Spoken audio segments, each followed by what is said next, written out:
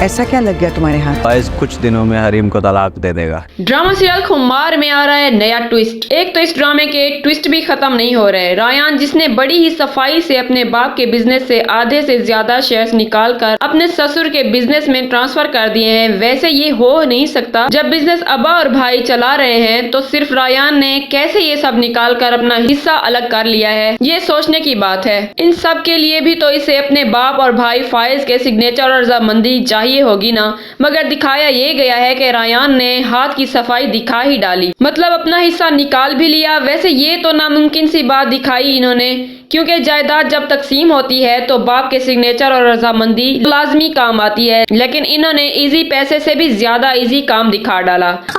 सही पकड़े हैं। जिस तरह रायान ने अपने माँ बाप को किक लगाई है और कनाडा शिफ्ट हो रहा है, देख लेना इसी तरह रायान को इसकी वाइफ और इन लॉज किक लगाएंगे और कनाडा से सीधा अपने भाई फाइज के कदमों में आ गिरेगा। और तब तक फाइज अपने बाप के डूबते बिजनेस की नैया को पार कर चुका होगा और वेल सेटल हो चुका होगा। हरीम अपने मुदस्सिर बॉस के कहने पर इसकी माँ की बर्थडे सेलिब्रेशन के लिए इसका घर डेकोर करती है, लेकिन ये सब बॉस की बेगम साहिबा यानी जिले हुमा को जहर लगता है और अपनी सास की बर्थडे की सारी तैयारी को तहस नहस करके रख देती है और हरीम की बहुत ज्यादा बेइज्जती करती है। मुदस्सिर बॉस की माँ को हरीम बहुत ज्यादा पसंद आती है, वो इसे रोकने की कोशिश करती है लेकिन हरीम चली जाती है। मुदस्सिर की माँ और बीवी सास बहू में जरा भी नहीं बनती, हमेशा बिल्लियों की तरह मियाऊं मियाऊं करके चीखती रहती हैं और मुदस्सिर बॉस बेचारा बस दांतों में गुस्सा दबाए चुप रह जाता है। खुदा ऐसी बीवी किसी मर्द को न दे जो बेचारा गुस्सा भी ना निकाल सके।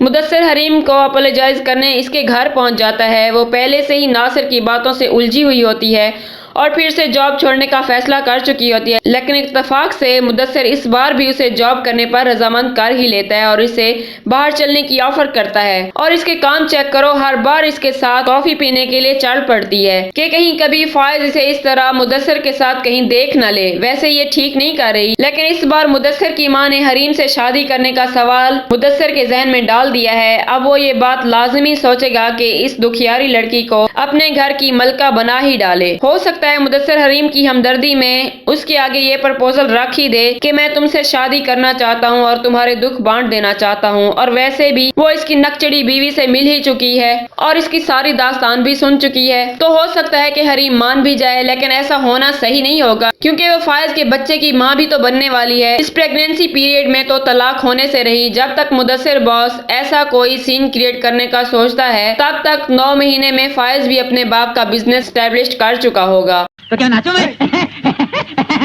और हो सकता है कि माजी में अपनी करनियों के कफारे के लिए शेखानी कहकशां बेगम हरीम को लाने का सोच बैठे कि हमारे फाइज ने हमें मुश्किल वक्त से निकाल दिया है, हमें सहारा दिया और अब वक्त आ गया है कि मैंने जो इसकी जिंदगी के साथ खिलवाड़ किए थे, हरीम को इसकी जिंदगी से बाहर निकाल फेंका था, वापस इसे अपने बेटे की जिंदगी में लाकर अपने गुनाहों का कफारा अदा कर लूं। झूठी शान और झूठी इज्जत का क्या फायदा शेखानी कहकशां बेगम? मेरे सितारे तो वैसे भी गर्दिश में हैं क्योंकि अपनी बेटी लाइबा की शादी में ये खूब फंसने वाली है। हरीम के साथ बुरा किया इसने, तब से इसके साथ ये मकाफात अमल शुरू हो गया है, लेकिन अभी इसे ये याद नहीं आएगा मेरे साथ हो क्या रहा है। तो देखते रहिए चटपटे ड्रामों की कहानियां रील्स विद रिया के साथ। मेरे चैनल को सब्सक्राइब करना मत भूलिए और अपना फीडबैक भी मुझसे जरूर शेयर कीजिए।